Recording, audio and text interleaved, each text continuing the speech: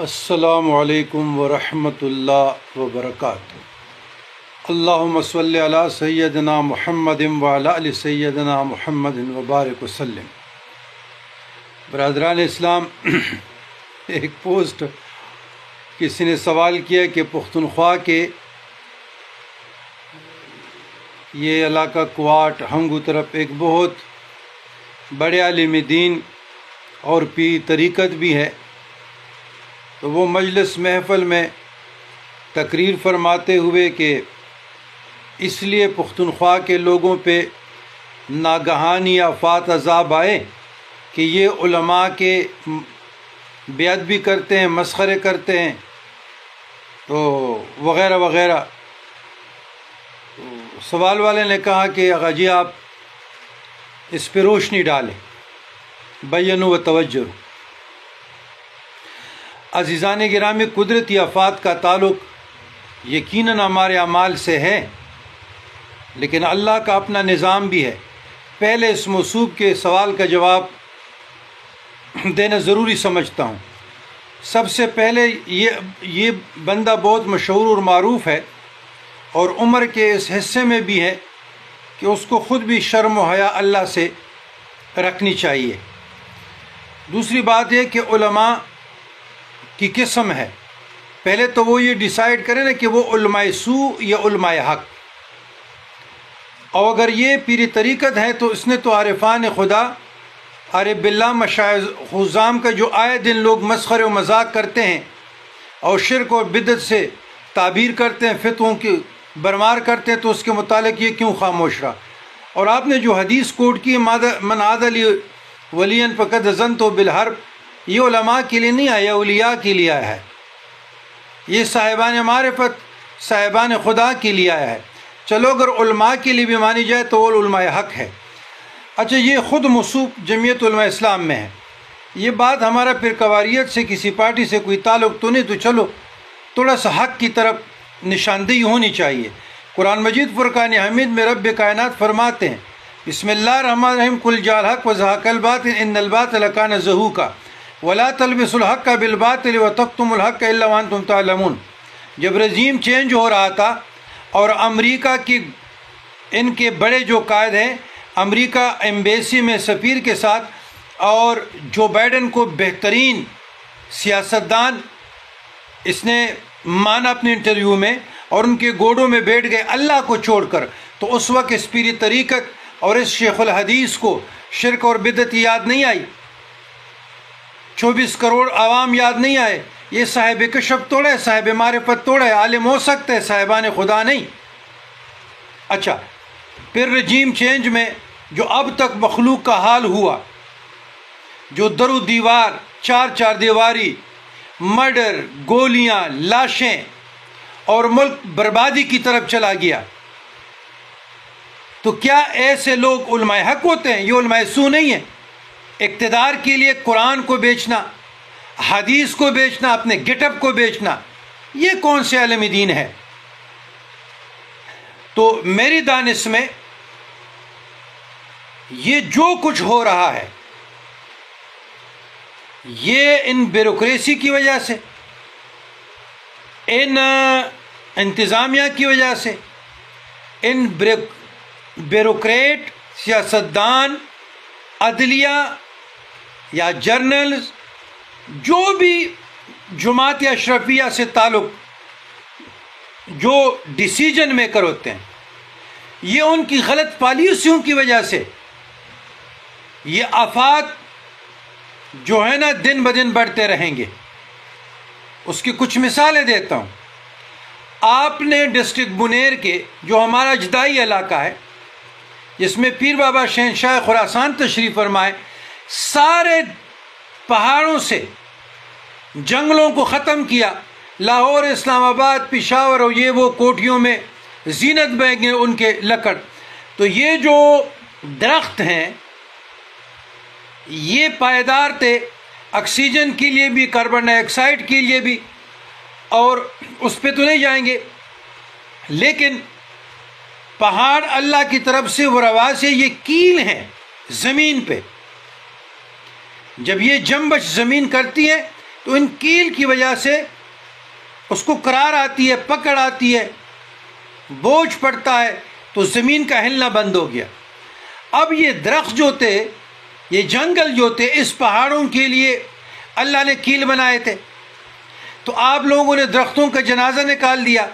سوات میں بھی ایسا ہوا، باجوڑ میں بھی ہوا، کشمیر میں بھی ہو رہا ہے، اور ادھر جو ہزارہ بیلٹ میں بھی ہو گیا۔ سارے پہاڑ تو کنگال جماعت اشرافیہ نے کر لیے، اوپر سے آپ پہاڑوں کو ختم کر رہے ہیں ماربل کی مد میں، اس کی خوبصورتی کو آپ نے برباد کر دیا۔ اور بغیر سوچے سمجھے جو لوگ ہیں ندیوں کے کنارے، نہروں کے کنارے در در ہوٹلز بنا رہے ہیں، مساجد بنا رہے ہیں، مدرسے بنا رہے ہیں، گھر بار بنا رہے ہیں، تو پانی کا بہاؤ کہاں جائے گا؟ ظاہر ہے پانی کے بہاؤ کے لیے بھی کوئی چیز تو چاہیے نا، تو چھوٹے چھوٹے نالوں سے اتنی پانی رکے گی؟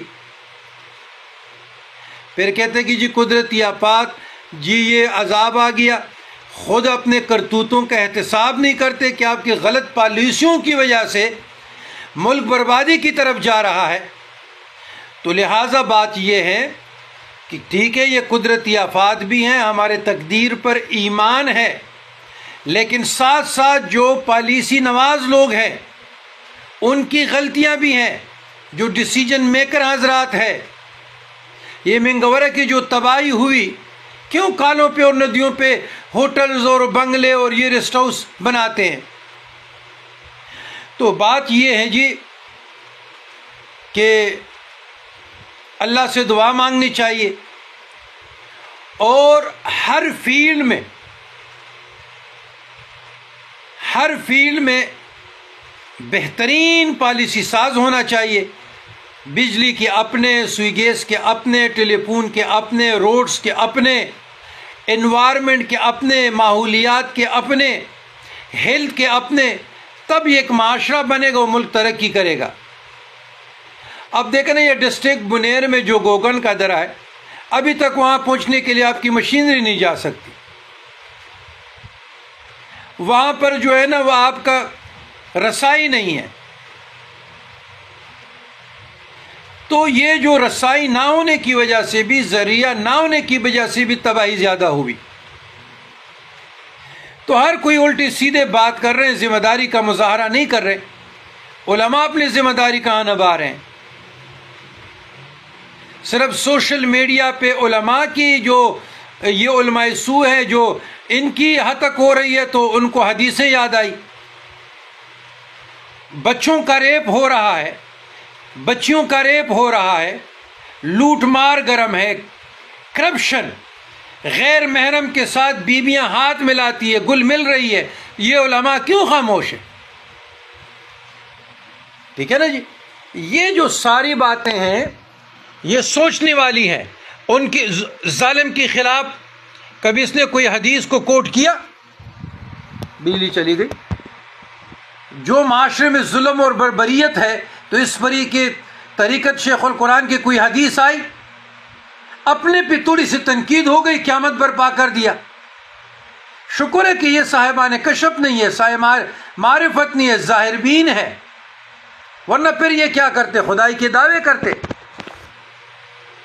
تو کہنے کا مقصد یہ ہے کہ معاشرے میں فحاشی ہے، اس کے خلاف جہاد کیوں نہیں کر رہے؟ یہ ممبر اور یہ مسجدہ، یہ پیری طریقت، اس کی کیا خانقاہ ایک مخصوص فرقے کی گویے بنے ہیں؟ کیا اسلام آپ کو یہ درس دیتا ہے؟ معاشرے میں زبون حالی کا،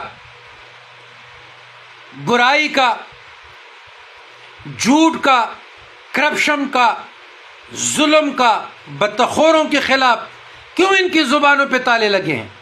یہ ممبر صرف اس لیے ہے کہ آپ کو ڈرائیں دھمکائیں جنت دوزخ کے چکر میں، اور کوئی رسپانسبلٹی ممبر کی نہیں ہے۔